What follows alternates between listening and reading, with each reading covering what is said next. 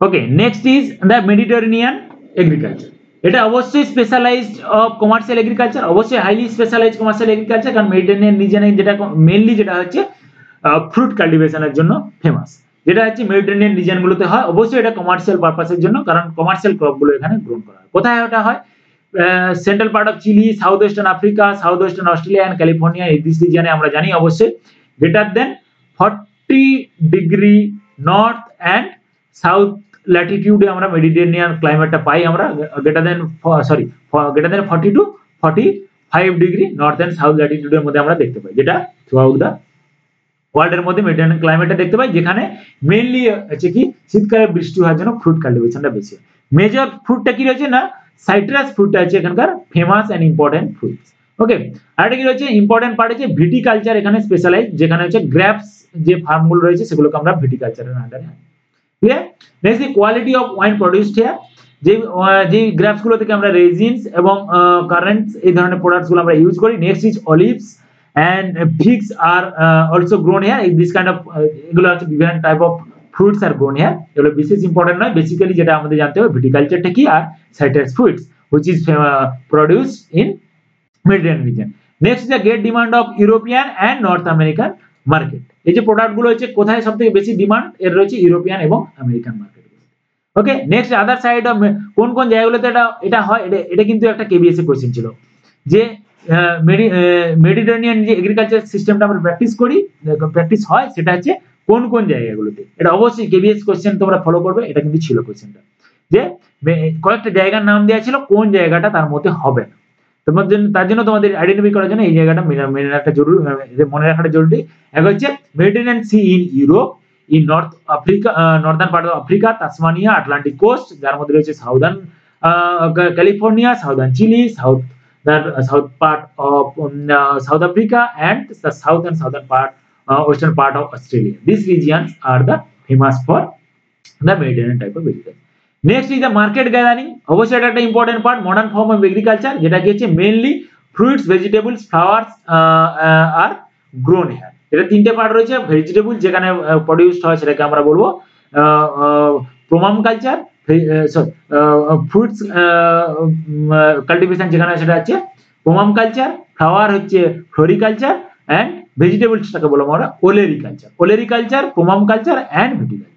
ওকে, যেখানে অবশ্যই small farm হবে located near by urban areas, কারণ কি না যে প্রোডাক্ট গুলোর কথা বলছি সেগুলো অবশ্যই ডিমান্ড থাকে সবথেকে বেশি হচ্ছে আরবান রিজনে, এবং এগুলো perishable goods.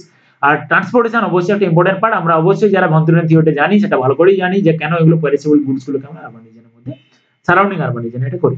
Low labour and capital intensive, অবশ্যই যেহেতু highly modernised form of agriculture, irrigation, HIV seeds, fertiliser and pesticides are used here.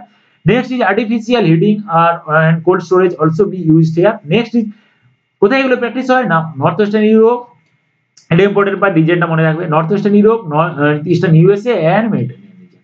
Okay, Netherlands famous for tulip flower. Okay, কোন কান্ট্রি, এই ধরনের বেসিক ট্রিকি কোশ্চেন কখনো কখনো দিয়ে দেয়, তার জন্য এটা মনে রাখতে হবে। আর অবশ্যই এটাকে আমরা ট্রাক ফার্মিং বলি, কারণ ট্রাকটা আছে সবথেকে best way of transportation of perishable goods from farmland to the urban region. Clear?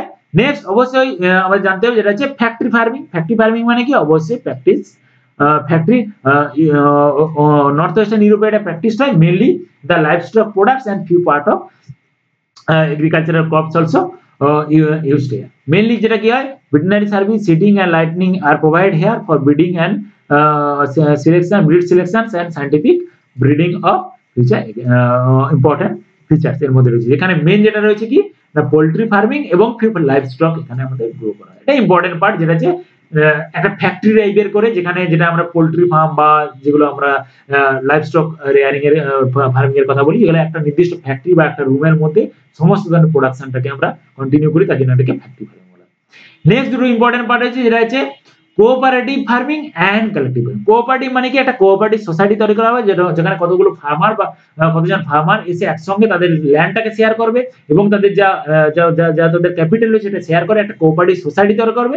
সেই সোসাইটির মাধ্যমে তারা এক জায়গায় এসে ক্রপ প্রোডাকশন করতে পারে বা মিল্ক প্রোডাকশন করতে পারে, দিয়ে একটা তারা কোঅপারেটিভ সোসাইটি তৈরি করবে এবং তাদের যা লাভ হবে সেটা নিজেদের মধ্যে ডিস্ট্রিবিউট হয়ে যাবে। ওটা হচ্ছে যেটাকে আমরা বলি আমুল। আমুল একটা কিন্তু সবথেকে গুরুত্বপূর্ণ একটা কোঅপারেটিভ সোসাইটি, যেটা হচ্ছে গুজরাটে রয়েছে AMUL, যেটা হচ্ছে সব থেকে বড় এখন একটা ইম্পর্টেন্ট কোম্পানিতে কনভার্ট হয়েছে, যেটা আমরা ইন্টারন্যাশনাল ব্র্যান্ডে কনভার্ট হয়ে গেছে, যেটা কিন্তু ফার্স্ট স্টার্ট হয়েছিল as a cooperative farming which is in Gujarat, but now it is practiced. It is a large company which supply the milk products throughout the world. But এই প্র্যাকটিসটা সবথেকে highly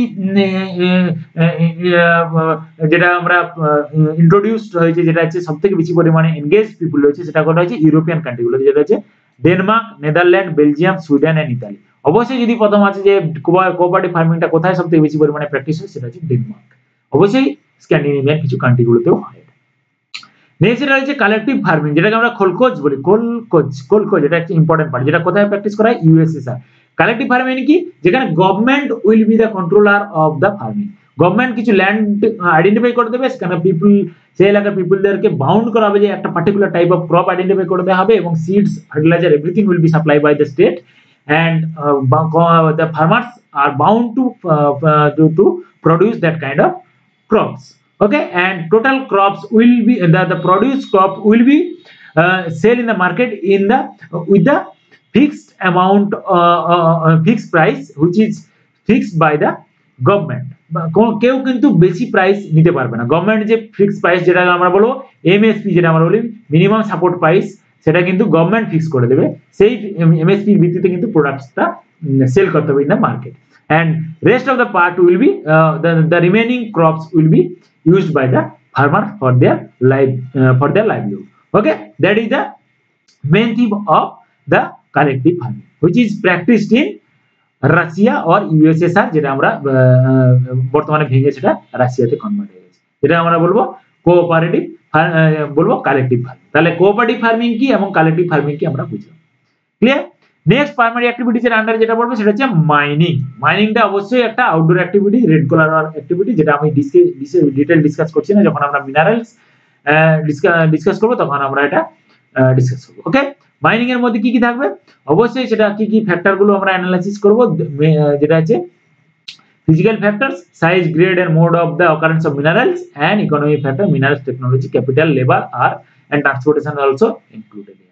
দুটো টাইপে হয় মাইনিং, একটা হচ্ছে surface আর open cast mining, আর একটা হচ্ছে আন্ডারগ্রাউন্ড মাইনিং। এটা আমরা ভালো করে জানি, বিশেষ এটা সম্পর্কে ডিটেইল জানারও দরকার নেই। ওপেন কাস্ট মানে কি, যা উপরের যে পার্টটাকে আমরা সারফেস, আর্থ সারফেসের 5 to 6 মিটার আর্থ সারফেসটাকে আমরা রিমুভ করে দেওয়ার পর কোল বা আয়রন ওর যা পাবো আমরা সেটাকে এক্সট্রাক্ট করব। আর আন্ডারগ্রাউন্ড মাইনিং, যেটাকে ড্রিল করে আন্ডারগ্রাউন্ডে কোলটাকে আমরা এক্সট্রাক্ট করতে পারি, কোল বা আদার্স মিনারেলস গুলোকে এক্সট্রাক্ট করতে পারি। এটা হচ্ছে আমরা surface and open cast mining and underground mining এর মধ্যে আমরা পেলি, যেটা অবশ্যই কিসের মধ্যে রয়েছে না, প্রাইমারি অ্যাক্টিভিটিজ এর মধ্যে রয়েছে। ওকে, নেক্সট আরেকটা আমরা এটার পার্ট করব, যেখানে এমসিকিউ গুলো ডিসকাস করব, কি ধরনের এমসিকিউ আসতে পারে ফ্রম দা এগ্রিকালচার চ্যাপ্টার।